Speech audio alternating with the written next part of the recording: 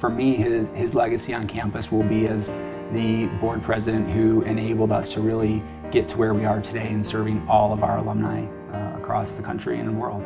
At a personal level, I think he kind of set the blueprint of what it is to be an engaged alumni, both within the university and externally. He was very quiet, very humble, yet he was a great active listener, and because of that, he was incredibly effective. He always managed to get the job done, but he never had to do it with confrontation and conflict. Patrick was a leader in terms of being not only an entrepreneur, but in finding creative ways to achieve results. For as much as Patrick did for UNLV, I think really his legacy and his biggest impact on the community was his passion for the foster care system.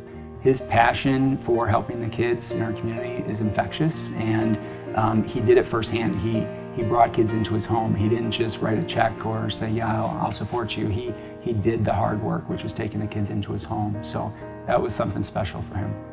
That was where I think he made the biggest impact, when people would look to see what sacrifices he made, the commitments he made to the children. You don't find that too often.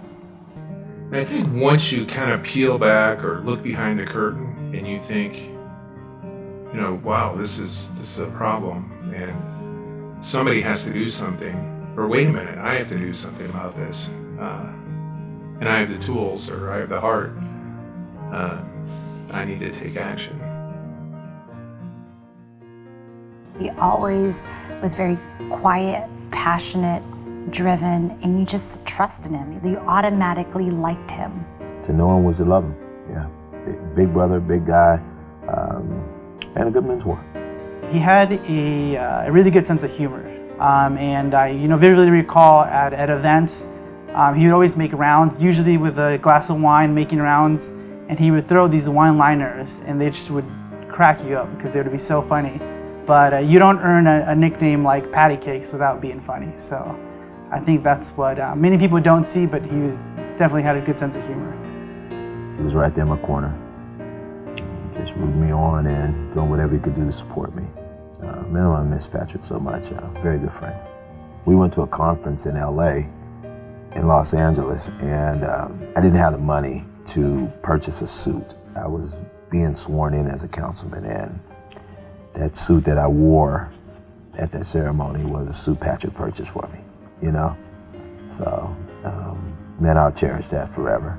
I can't find anybody in Las Vegas over my 36 years here that would even compare to who Patrick was as a person, his character, his approach, his intellect, his giving nature. He was truly a unique person. That separated him from so many others. There aren't enough Patricks in our community. There aren't enough Patricks in this world.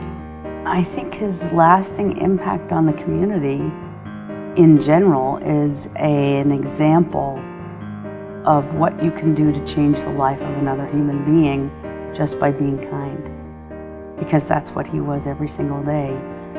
And that kindness changed my life, I know that, as well as hundreds of other lives that he touched along the way just by being himself and by exhibiting that caring and loving attitude towards human beings.